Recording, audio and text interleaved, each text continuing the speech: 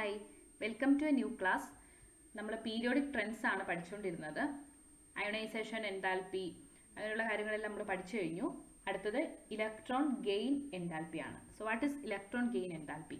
It's the heat change when an electron is added to outermost shell of an isolated gaseous atom.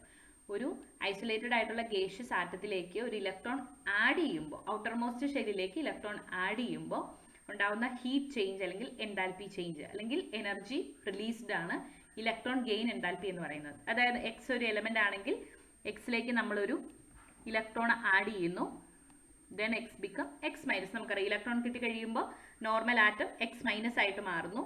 ആ സമയത്ത് release ചെയ്യുന്ന എനർജിയാണ് electron gain enthalpy, അല്ലെങ്കിൽ ആ ഒരു ഹീറ്റ് ചേഞ്ച് ആണ് ഇലക്ട്രോൺ ഗെയിൻ എൻതാൽപ്പി. അതിന്റെ യൂണിറ്റ് കിലോജൂൾ പെർ മോൾ ആണ്. ഇനി പോസിറ്റീവോ നെഗറ്റീവോ ആവാം എലമെന്റിന്റെ നേച്ചർ അനുസരിച്ച്. മിക്ക എലമെന്റ്സിനും തന്നെ എനർജി റിലീസ് ചെയ്യാണ് ചെയ്യുന്നത്. എനർജി റിലീസ് ചെയ്താൽ ആ എനർജി എന്തായിരിക്കും? അതിനെ നമ്മൾ നെഗറ്റീവ് സൈൻ ആണ് കൊടുക്കുക, അല്ലേ? അതുകൊണ്ട് ഡെൽറ്റ ഇ ജി എച്ച് അല്ലെങ്കിൽ ഇലക്ട്രോൺ ഗെയിൻ എൻതാൽപ്പി നെഗറ്റീവ് ആയിരിക്കും മിക്കവാറും. എന്തുകൊണ്ടാണ്? മിക്ക എലമെന്റ്സിനും തന്നെ ഇലക്ട്രോൺ ആഡ് ചെയ്യുമ്പോൾ എനർജി റിലീസ് ചെയ്യാണ് ചെയ്യുന്നത്. റിലീസ് ചെയ്യുന്ന എനർജി എപ്പോഴും എന്തായിരിക്കും? നെഗറ്റീവ് ആയിരിക്കും. -50 കിലോജൂൾ പെർ മോൾ അങ്ങനെ മൈനസ് ആയിരിക്കും. അപ്പോൾ റിലീസ് ചെയ്യുന്ന എനർജി അല്ലെങ്കിൽ എക്സോതെർമിക് എനർജി മൈനസ് സൈൻ ആണ് നമ്മൾ കൊടുക്കുക. അതുകൊണ്ട് തന്നെ ഇലക്ട്രോൺ ഗെയിൻ എൻതാൽപ്പിയും നെഗറ്റീവ് ആയിരിക്കും. ഇനി noble gases have large positive electron gain enthalpy because of their completely filled electronic configuration. Noble ഗ്യാസസിന് ഇലക്ട്രോണിന്റെ ആവശ്യമില്ല, അതുകൊണ്ട് ഇലക്ട്രോൺ ആഡ് ചെയ്യുന്നത് അവർക്ക് ഇഷ്ടമല്ല. അതുകൊണ്ട് നോബിൾ ഗ്യാസസിന് large positive electron gain enthalpy ആയിരിക്കും മറ്റ് എലമെന്റ്സിനെ വെച്ച് നോക്കുമ്പോൾ. Okay, electron gain enthalpy also depends on atomic size, nuclear charge, shielding effect etcetera. Atomic size, nuclear charge, shielding effect ഒക്കെ അനുസരിച്ച് നമ്മുടെ ഇലക്ട്രോൺ ഗെയിൻ എൻതാൽപ്പിക്ക് വ്യത്യാസം വരും. അറ്റോമിക് സൈസ് ഇൻക്രീസ് ചെയ്യുമ്പോൾ delta E G H become less negative. നമുക്കറിയാം ഒരു ഗ്രൂപ്പിൽ, ഒരു പീരിയോഡിക് ടേബിളിൽ മേളിൽ നിന്ന് താഴേക്ക് വരും തോറും ആറ്റത്തിന്റെ സൈസ് അല്ലെങ്കിൽ അയോണിക് റേഡിയസ് കൂടുകയാണ് ചെയ്യുന്നത്. ഓക്കെ, ഇങ്ങനെ ഒരു ആറ്റത്തിന്റെ സൈസ് കൂടുന്നതിനനുസരിച്ച് ആറ്റത്തിന് ഇലക്ട്രോണെ അക്സെപ്റ്റ് ചെയ്യാൻ ഇഷ്ടം കൂടുവോ കുറയുവോ? ആറ്റം താഴേക്ക് വരുന്തോറും ആറ്റം വലുതായിക്കൊണ്ടിരിക്കുന്നു. അതിനനുസരിച്ച് ഇലക്ട്രോണെ അക്സെപ്റ്റ് ചെയ്യാനുള്ള ഇഷ്ടം കൂടുമായിരിക്കോ കുറയുമായിരിക്കോ ചെയ്യുന്നത്? ഈ ആറ്റത്തിന്റെ സൈസ് കൂടുന്നതിനനുസരിച്ച് ഇലക്ട്രോണെ വീണ്ടും വീണ്ടും അക്കോമഡേറ്റ് ചെയ്താലും അവർക്ക് അതിന്റെ ആ ഒരു ന്യൂക്ലിയർ ചാർജ് നമ്മുടെ ഔട്ടർ മോസ്റ്റ് ഷെല്ലിൽ വരെ എത്തില്ല, അല്ലേ? അതുകൊണ്ട് ആറ്റം വലുതാവും തോറും ആറ്റത്തിന് ഇലക്ട്രോണെ അക്സെപ്റ്റ് ചെയ്യാനുള്ള ആ ഒരു ടെൻഡൻസി കുറയാണ് ചെയ്യുന്നത്, അല്ലെങ്കിൽ ഇലക്ട്രോ നെഗറ്റിവിറ്റി ഒക്കെ താഴേക്ക് വരുന്നതോറും കുറയാണ് ചെയ്യുന്നത്. കാരണം ആറ്റം വലുതാവും തോറും അവർക്ക് ഇലക്ട്രോണിനെ വീണ്ടും അക്സെപ്റ്റ് ചെയ്യാനുള്ള ടെൻഡൻസി കുറയുന്നു. അപ്പോൾ അറ്റോമിക് സൈസ് കൂടുന്നതിനനുസരിച്ച് നമ്മുടെ ഇലക്ട്രോൺ ഗെയിൻ എൻതാൽപ്പിക്ക് എന്താ സംഭവിക്കുക? അത് ലെസ് നെഗറ്റീവ് ആയിട്ട് മാറുന്നു. ഓക്കെ, ലെസ് നെഗറ്റീവ് ആയിട്ട് മാറുക എന്ന് പറഞ്ഞാൽ അപ്പോൾ അത് കുറയുകയാണ് ചെയ്യുക, അല്ലെങ്കിൽ ഇലക്ട്രോൺ ഗെയിൻ എൻതാൽപ്പി കുറഞ്ഞു വരികയാണ് താഴേക്ക് ചെയ്യുന്നത്. കുറഞ്ഞു വരുമ്പോൾ എന്താ സംഭവിക്കുക? അത് ലെസ് നെഗറ്റീവ് ആയിട്ട് മാറുന്നു. ഇലക്ട്രോൺ ഗെയിൻ എൻതാൽപ്പി കുറയുമ്പോൾ it become less negative. When nuclear charge increases electron gain enthalpy becomes more negative. ഇനി ന്യൂക്ലിയർ ചാർജ് കൂടുമ്പോഴോ? ന്യൂക്ലിയർ ചാർജ് ഒരു പീരീഡിലെ left to right nuclear charge കൂടുന്നു നമുക്കറിയാം. അതിനനുസരിച്ച് നമ്മുടെ ആറ്റത്തിന്റെ സൈസ് കുറഞ്ഞു വരികയാണ് ചെയ്യുന്നത്. കാരണം ന്യൂക്ലിയസിന്റെ ചാർജ് കൂടുന്നതിനനുസരിച്ച് ന്യൂക്ലിയസിന് ഇലക്ട്രോൺസിനെ കൂടുതൽ അട്രാക്ട് ചെയ്ത് പിടിക്കുന്നു. അതുകൊണ്ട് ന്യൂക്ലിയർ ചാർജ് ഇൻക്രീസ് ചെയ്യുന്നു. അതിനോടൊപ്പം തന്നെ ആ ഒരു ആറ്റത്തിന്റെ സൈസ് കുറഞ്ഞു വരികയാണ് ചെയ്യുന്നത്. ആറ്റത്തിന്റെ സൈസ് കുറയുന്നതിനനുസരിച്ച് ആറ്റത്തിന് ഇലക്ട്രോണിനെ അക്സെപ്റ്റ് ചെയ്യാനുള്ള കഴിവ് എങ്ങനെയായിരിക്കും? കൂടുതലായിരിക്കും. സൈസ് കുറവാണ്, അപ്പോൾ ന്യൂക്ലിയസിന് ചാർജും കൂടുതലുണ്ട്. അതുകൊണ്ട് എത്ര ഇലക്ട്രോണെ വേണമെങ്കിലും അട്രാക്ട് ചെയ്ത് പിടിക്കാൻ സാധിക്കും. അപ്പോൾ ന്യൂക്ലിയർ ചാർജ് കൂടുന്നതിനനുസരിച്ച് electron gain enthalpy becomes more negative. More negative എന്ന് പറയുമ്പോഴാണ് ഇലക്ട്രോൺ ഗെയിൻ എൻതാൽപ്പി കൂടുന്നത്. ഇലക്ട്രോൺ ഗെയിൻ എൻതാൽപ്പി കൂടുതലാണെങ്കിൽ മോർ നെഗറ്റീവ് ആയിരിക്കും അതിന്റെ വാല്യൂ. ഇലക്ട്രോൺ ഗെയിൻ എൻതാൽപ്പി കുറവാണെങ്കിൽ ലെസ് നെഗറ്റീവ് ആയിരിക്കും അതിന്റെ വാല്യൂ. അതൊന്ന് ഓർത്തിരിക്കുക കേട്ടോ. അപ്പോൾ ഈ രണ്ട് കാര്യങ്ങൾ ഓർത്തിരുന്നാലും നമുക്ക് ബാക്കിയുള്ള ട്രെൻഡ്സുകളെല്ലാം പറയാൻ പറ്റും. അപ്പോൾ ഇലക്ട്രോൺ ഗെയിൻ എൻതാൽപ്പി കൂടുമ്പോൾ അത് മോർ നെഗറ്റീവ് ആവും, കുറയുമ്പോൾ ലെസ് നെഗറ്റീവ് ആവും. ഇനി ഷീൽഡിംഗ് എഫക്റ്റ് കൂടുമ്പോൾ അപ്പോൾ എങ്ങനെയായിരിക്കും? ഷീൽഡിംഗ് എഫക്റ്റ് കൂടുന്നതിനനുസരിച്ച് എന്താ സംഭവിക്കുക? ന്യൂക്ലിയസിന് പുറത്തുള്ള ഇലക്ട്രോൺസിനെ അത്രയും ശ്രദ്ധിക്കാനോ അട്രാക്ട് ചെയ്യാനോ സാധിക്കില്ല. അങ്ങനത്തെ കേസിൽ പിന്നെ ഇലക്ട്രോണിനെ ആഡ് ചെയ്തിട്ട് കാര്യമില്ല. അതുകൊണ്ട് ഇറ്റ് ബിക്കം ലെസ് നെഗറ്റീവ്, അതായത് ഇലക്ട്രോൺ ഗെയിൻ എൻതാൽപ്പി കുറയുന്നു. പ്രസൻസ് ഓഫ് ഹാഫ് ഫിൽഡ് അല്ലെങ്കിൽ കംപ്ലീറ്റ്ലി ഫിൽഡ് ഓർബിറ്റൽസ് ഉള്ളപ്പോഴും വാല്യൂ ബിക്കം ലെസ് നെഗറ്റീവ്, കുറയുന്നു. കാരണം എന്താണ്? ഓൾറെഡി ഹാഫ് ഫിൽഡ് അല്ലെങ്കിൽ കംപ്ലീറ്റ്ലി ഫിൽഡ് ഓർബിറ്റലായിട്ട് അവർ സെറ്റ് ആയിട്ടിരിക്കുക. ഇപ്പോൾ D5, D10 കോൺഫിഗറേഷൻ അല്ലെങ്കിൽ P6, P3 കോൺഫിഗറേഷൻ ഒക്കെ വരുമ്പോൾ അവർ already half filled complete filled ആയിട്ട് സ്റ്റേബിൾ ആയിട്ടിരിക്കുകയാണ്. അതിൻ്റെ കൂടെ ഇനി ഇലക്ട്രോണെ ആഡ് ചെയ്യാൻ അവർക്ക് താല്പര്യം ഇല്ലെങ്കിൽ നമ്മുടെ വാല്യൂ എങ്ങനെയാവും? ലെസ് നെഗറ്റീവ് ആവും. ഇലക്ട്രോൺ ഗെയിൻ എൻതാൽപ്പി കുറയുന്നു. Okay, periodic variation left to right across a period എന്താ സംഭവിക്കുക? Becomes more negative. പീരിയോഡിക് ടേബിളിൽ ലെഫ്റ്റിൽ നിന്ന് റൈറ്റിലേക്ക് വരുന്തോറും ആറ്റത്തിന്റെ സൈസ് കുറഞ്ഞു വരുന്നു. സൈസ് കുറയുന്നതിനനുസരിച്ച് ഇലക്ട്രോൺ നെഗറ്റിവിറ്റി ഒക്കെ കൂടി വരികയാണ് ചെയ്യുന്നത്. അതായത് ഇലക്ട്രോണിനെ അക്സെപ്റ്റ് ചെയ്യാനുള്ള ടെൻഡൻസി കൂടുന്നു. അതുകൊണ്ട് ലെഫ്റ്റിൽ നിന്ന് റൈറ്റിലേക്ക് വരുമ്പോൾ നമ്മുടെ ഇലക്ട്രോൺ ഗെയിൻ എൻതാൽപ്പി കൂടുന്നു, അല്ലെങ്കിൽ അതെന്ത് സംഭവിക്കും? മോർ നെഗറ്റീവ് ആയിട്ട് മാറും. This is because of decrease in atomic radius and increase in nuclear charge. So addition of electron increases. ഇനി ഡൗൺ എ ഗ്രൂപ്പ് എന്താ സംഭവിക്കുക?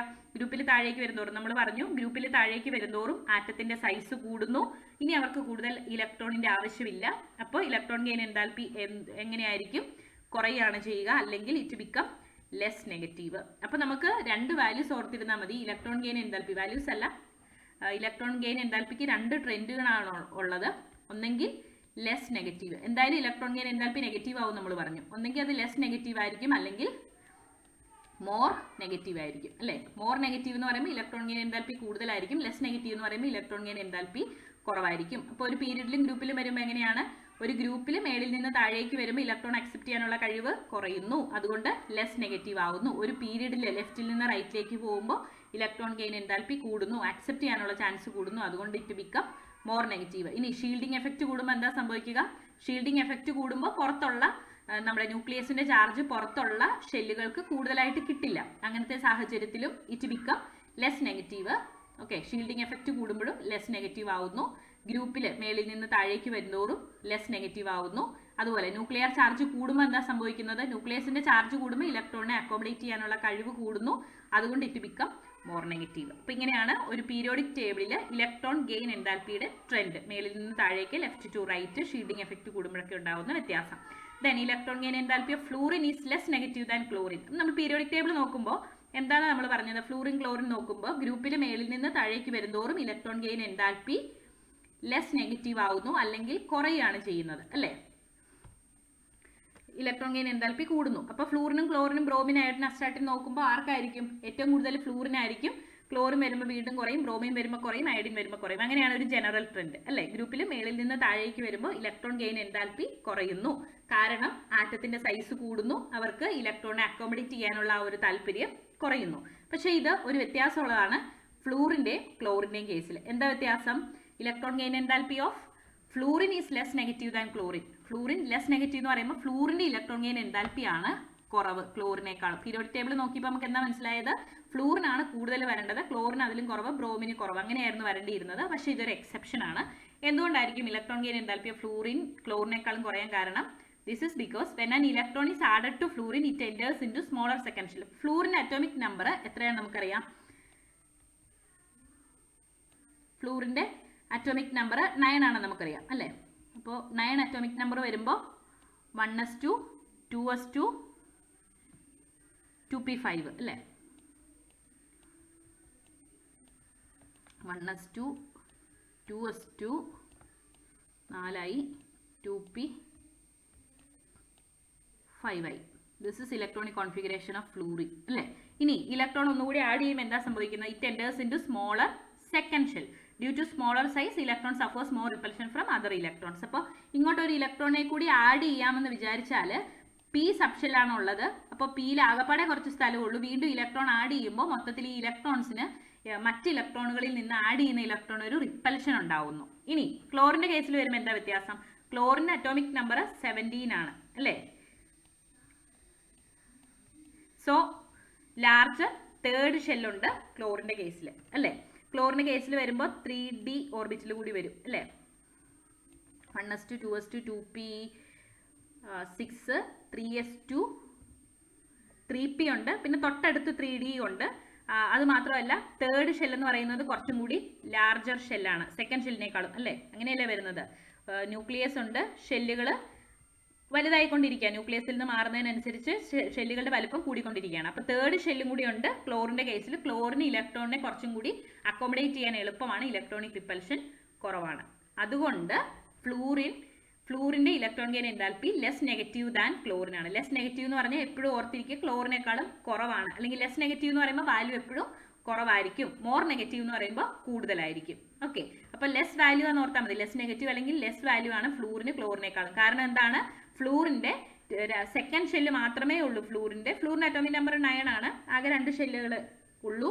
അപ്പൊ ഈ സെക്കൻഡ് ഷെല്ലിൽ ഇനി ഇലക്ട്രോൺ വരുമ്പോൾ റിപ്പൽഷൻ കൂടുതലായിരിക്കും. ക്ലോറിന്റെ കേസിൽ അങ്ങനെയല്ല, തേർഡ് ഷെല്ല് കൂടിയുണ്ട്, റിപ്പൽഷൻ കുറവായിരിക്കും.